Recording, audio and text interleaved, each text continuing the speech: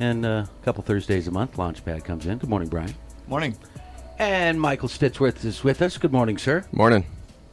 Thanks for stopping by. It's just kind of a Stittsworth day. Yeah, it's Stittsworth all day. Right? New York strips. This is for Father's Day, but everybody can eat it. Right? Everybody benefits from Father's Day. New York strip steaks, $13.99 per pound. Ribeyes, $14.99 per pound. And prime grade brisks, $6.99 per pound. While supplies last. How long does that usually take? Brisket? No. For supplies to last. Sell out a semi-worth. It all depends. Sometimes it's, it might be gone by the end of the day, but I think we got enough to get through a couple days at least. Okay. You took over the business when? 2010. 10-1-10. 10-1-10. Yep. Dad, Corey before that. Yep. And Willie before that. Yep. And then Willie before that. Wow. 2 Willies. Yeah. They called him Grandpa Jipe because he's a little gruff, I think. But the joke is, when people ask how you make stuff, it's Grandpa Jipe's secret recipe. Whether it is or not, it's Grandpa Jipe's secret recipe. Good way to keep it. If I'm remembering the story correctly, the Nymore facility needed a new roof or had some issues with the building. That's about the time you took over, correct? I took over 2 years before that. So that was that big storm. July. It was July 2nd, 2012. The water carnival was going. Everybody's stuff got wrecked at the water carnival. I think our brat stand ended up in the upside down out in the lake. And we had there was 5 huge elm trees along the side of the building, on the south end. Mm-hmm. And they all tipped onto the building. So it wrecked the roof.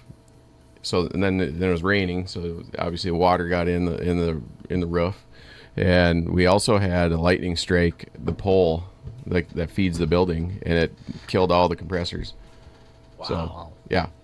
That made the decision to get out of Nymore. With challenges comes the opportunity, though, for growth. Can you just kind of talk about that process and the first building, which is now the United Way, and now the current building, plus now the facility up in 10th Street? Yeah. So before all this happened, I stumbled upon a business plan for, I think, Walgreens. I was reading Walgreens' business plan on the internet for some reason, and I was looking at their traffic studies, and there's the building where United Way is. I was like, well, that's an open building, and I was looking at the traffic on that road, and I was looking at how they pick a location, and I was like, well, that seems like a no-brainer. And it was about not even quite a year into owning the Nymore store after I bought it from my dad. And I signed a lease on that building. So I had 2 buildings going on. And we made all the smoke stuff, and we did all the wild game processing in Nymore, just like always. And we'd ship over the smoke product over there, and then we'd do the cutting there in both places. And then, luckily enough, we had that place when all this happened. And all we had to do is install a smoker in the new place just to kind of get things rolling on all our homemade product. Mm-hmm. And so it was kind of a smooth transition, but when we combined the two, I think we ran like that for a couple years, and there was just no way we couldn't get everything done with that little location. It was never meant to be like the only location. So I was literally across the road walking back, and I was like, man, it would be nice if Netzer Floral, sell their building. Had nothing was happening at the time, but I walked in the door after lunch, and the lady that owns Netzer Floral walked in the door to grab a snack, jerky and a pop or something like that, and she goes, hey, just letting you know we're moving out, and just wanted to give you a warning or whatever. And I'm like, really? I want your building. It was like good. It was like within 5 minutes of each other. So went to the bank and I'm like, hey, my neighbor's moving out and we need some more space. And they said, go for it. So it all happened within 2 hours. Wow. Yeah. So I think that was November 2014 when we bought that. I think we were in the building March 31st, 2015. So it's been 10 years in that building. Wow. And then we doubled our smoker capacity.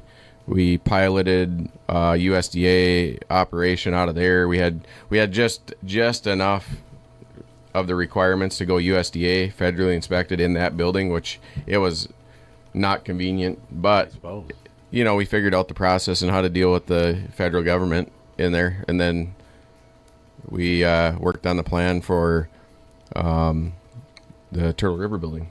So that's all because of a storm. Yep, kicked me into gear. There you go. Yep.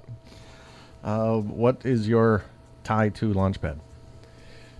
So, LaunchPad is kind of a collection point, where anybody that's kind of kicking around ideas or, trying to figure out how to put an idea in motion, if you have some kind of business idea or something, most people don't know what to do with it, they don't know where to go.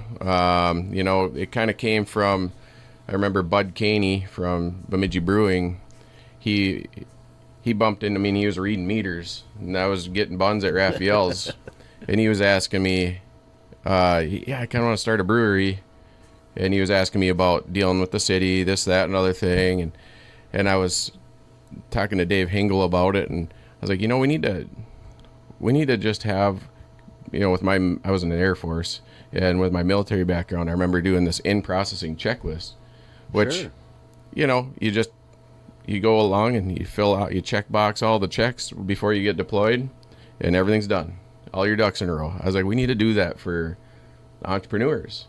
Like, check off all these boxes, tie them to these resources, and you're off to the races. You're pointing in the right direction, and and if your idea might not be viable because it's been thought of before, or there's other people that, hey, I've been down that road, doesn't work out so well. Maybe we can, divert them or something, and keep them from wasting a bunch of time, and make sure that we put it towards something useful, But that's where that idea of the LaunchPad kind of started. And, Eric Hokoff from Air Corps and I and Dave Hingle, I think Tiffany Fettig, we're all in the van going to Fargo, and they had a thing called 1 million cups, and it's 1 million cups of coffee. So it's like a weekly Wednesday meeting that they have where they have somebody present, and then a bunch of entrepreneurs show up. You don't belong to it or anything. You just show up and listen to somebody's pitch, or listen to somebody's, not even a pitch, but you listen to somebody's, talk about their business, and they talk about things the gaps that they need to fill, or problems they're trying to solve. And, after the meeting, people will come up to them and say, hey, I think I got something for you. So we thought, hey, we probably couldn't do that format exactly because, Fargo has way more people to pick from. Sure. But we bring it back to Bemidji, and maybe we can help spark some of these people's ideas and help them fill in the blanks. So that started, I don't remember. Do you have the date when that started? About 10 years ago, 10 years and 2 months ago, from my understanding, something like that. Yeah. So that was the beginning of that, and we did have a little derailment and lost a little time with COVID. You couldn't meet, but it's kind of funny because when I first started going, I was picking up ideas off of people when other people would present completely different businesses, but the bones of a business, a lot of similarities no matter what you're in, and I'd pick up ideas, or even if I didn't get any ideas, but just watching people grind it out on their own business gives you a little inspiration to get it in gear and work on some stuff on your business. And that's kind of the basis of that whole LaunchPad. It's the LaunchPad of your business. Right. Rightfully named. When I first moved to town 2004, a few things caught my attention right away. Boy, there are a lot of banks in this town. Boy, there are a lot of pizza places in this town. And why are there 4 or 5 meat shops? But yet, competition can make you thrive, can it not? Yeah, it's that whole iron sharpens iron type of deal. It's funny that you mentioned that, because now that we're getting into a lot of other towns, there's just not a lot of meat shops in general. Right. And why do we have so many? Right. People like their meat. Yeah, but it does make you be better. You have to be better to get business, and you have to keep on innovating, because as soon as you get stagnant and you don't come up with new ideas and you start coasting, the old adage, if you're not growing, you're dying. That's pretty true. Absolutely. Can you just talk about the process of getting your jerky, beef sticks, all that kind of stuff in? I mean, you started with some convenience stores around here. Yeah. And how that has grown over the last couple of years? Mm-hmm. Yeah. I mean, that was a huge learning curve. I imagine. Just trying to figure out the supply chain. First we were running around and we were killing ourselves to try to get to all these stores and remember who to talk to and come up with some sales plans and, just stay in touch with the stores so they don't, they don't run out. Because as soon as a lot of times they run out for too long of a period of time, something else is going in that spot. Sure. And our stuff's all refrigerated, so it's limited space. And then I got connected with a distributor, and the distributor has their own sales force. So you basically go out, you still have to go out and talk to stores, but then they maintain it for you. You got to give up a piece to the distributor, but that piece is probably less than what it took for me to do it.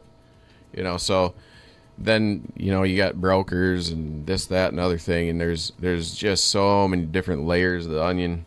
And that's been the biggest thing. You've had definitely 2 steps forward, 1 step back. You get into a distributor that, you put a bunch of time into, and all of a sudden that distributor drops the ball, and you got to rebuild all the relationships that they had. Sure. Been through that a couple times, and it's part of the game. But that's the huge learning curve. Sometimes I enjoy the. Just go back to the store and just waiting on customers and, catching up with people that I've seen my whole life.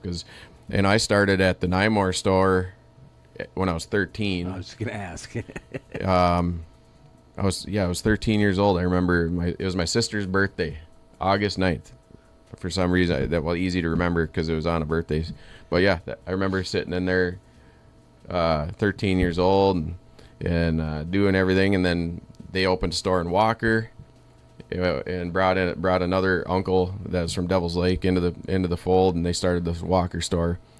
I don't remember what it was. He couldn't make things work out after so many months, and I was 16, and I had to get up at 5:30 and drive down to Walker and run that place by myself, do all the accounts and lock the door, deliver a burger to all the bars real quick, and hurry up and go back and unlock the door. So, yeah, had to grow up quick. Gotta love family, right? Yeah, yeah. Cheap labor, and I don't care how old you are, you're working. Yep, that's how it goes. Well, and as the world has changed and people order so much online, but buying their meat, going to the meat shop is still something you show up for. Yeah, absolutely. Thank goodness. I know we've discussed a lot of history here, but the one thing that you kind of took a cut of meat, made it your own deal. Yeah. The Stittsworth steak. Yeah. It's a Terrace Major. There's one of them on a cow. It was a cut that distributors wanted to give away because nobody wanted it. Right. Why did you say that's going to be our staple? There really wasn't any there wasn't a whole lot of downside to it. Right. There's nothing to cut around. Other than the fact that now there's such a demand for it that your cost goes up.